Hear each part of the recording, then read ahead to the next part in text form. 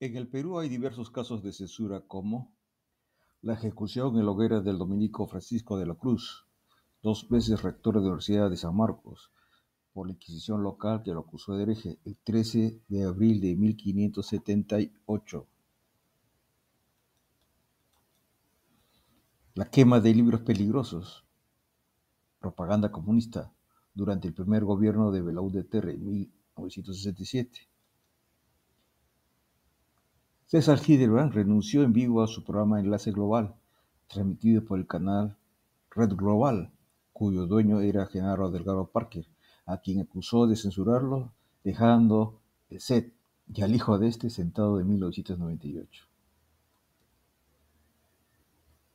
La exposición de la escultora Cristina Planas en la Sala de Arte de la Municipalidad de Miraflores en Lima fue catalogada por los vecinos como sacrílega por agraviar a Jesucristo y los santos, Rosa de Lima, Martín de Porres, Juan Bautista, Sebastián, etc., al mostrarlos desnudos y en posiciones grotescas en octubre de 2012. Eso le costó el puesto al director de esa galería, aunque no se suprimió la muestra. Una jueza de Cusco aceptó una solicitud de amparo por 4 mujeres y ordenó a Latina TV que dejara de transmitir el programa cómico La Paisana Jacinta en 2018. Y después se emitió la sentencia por la Corte Superior de Justicia de Cusco en 2020, ratificando la suspensión por ser una ofensa y un atentado racista a la dignidad de las mujeres indígenas andinas. El proyecto de la Ley 5903 de 2023 de Adriana Tudela, llamada Ley Anticisne. El artículo 13.3 dice que no podrán beneficiarse de los estímulos económicos las obras cinematográficas que atenten contra el Estado de Derecho, contravenga la defensa nacional, la seguridad y el orden interno, o que vulnere los principios reconocidos en la Constitución y el ordenamiento jurídico. Si se aprobara esta ley, objetada por la presidenta, disminuiría en un 30% el presupuesto para los proyectos de cine, un duro golpe, en especial para el cine regional que surgió por presupuesto del Estado. La cancelación de la obra de teatro María Maricón en el Centro Cultural de la Pontificia Universidad Católica del Perú, en enero último, cuyo afiche mostraba, según el arzobispo de Lima, cardenal Carlos Castillo, un rostro distorsionado y ofensivo de la Virgen, el de un homosexual declarado, su autor y protagonista. La renuncia de la funcionaria del Ministerio de Cultura que emitió la resolución que declaraba la obra como espectáculo cultural no deportivo, y el anuncio que la obra se estrenaría en marzo, cuando la única propaganda teatral para este mes en el Centro Cultural de la Católica es de la obra Señor de los Milagros. Y el cierre del local del movimiento homosexual de Lima por parte de la Municipalidad de Jesús María por no contar con certificado de inspección técnica de seguridad en edificaciones, justo un poco antes de empezar su muestra Cine y Blasfemo el sábado 8 de febrero. Consecuencias de la censura. Curiosidad. La censura, al decir que tal o cual obra o accionar es malo, dañino, perverso y evitar su expresión, no hace sino llamar mala atención sobre el que prohíbe. Es una mala propaganda, pero propaganda al fin. Autocensura.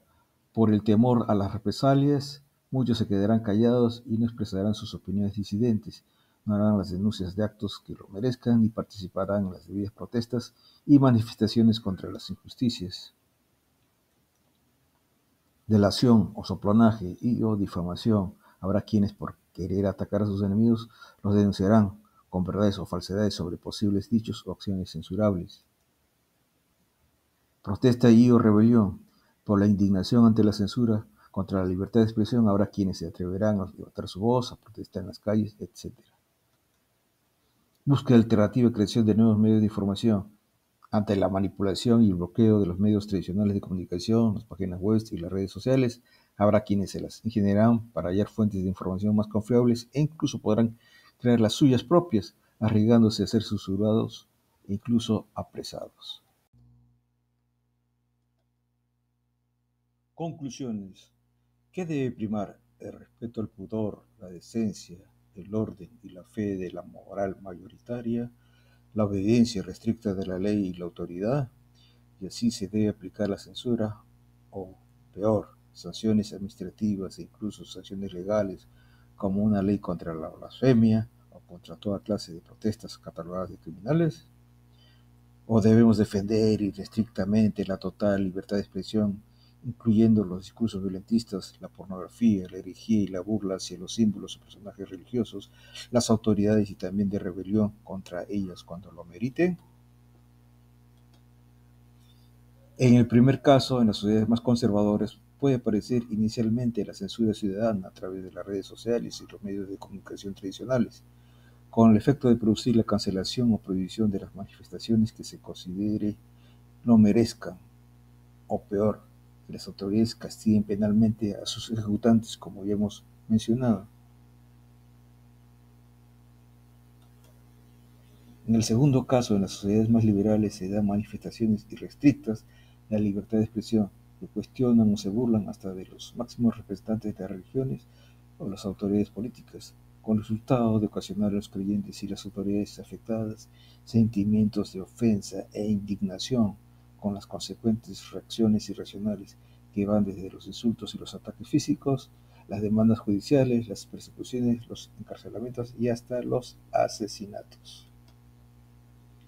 Un par de estos casos son como ejemplos. Primero, la demanda judicial que hizo el pastor y televangelista Jerry Falwell contra Larry Flynn, editor de la revista para mayores Hustler, por caricaturizarlo, haciéndole decir que había tenido su primera relación sexual con su madre en un inodoro en 1983.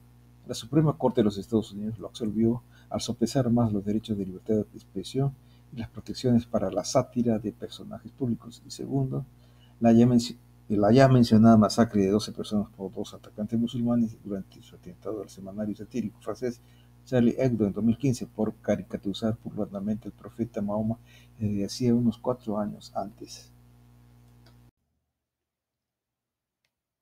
Entonces surgen estos dos dilemas prácticos éticos para evitar conflictos y hasta derramamientos de sangre innecesarios. Uno, ¿deberían o no los posibles transgresores, iconoclastas o librepensadores, autocensurarse, es decir, limitar ellos mismos la expresión de sus ideas? 2. ¿O los creyentes deberían o no soportar estoicamente que se respete a sus personajes y símbolos sagrados, así como las personalidades públicas deberían hacer caso omiso a los insultos y burlas contra ellos, en nombre de la libertad de expresión, pensamiento y creencia?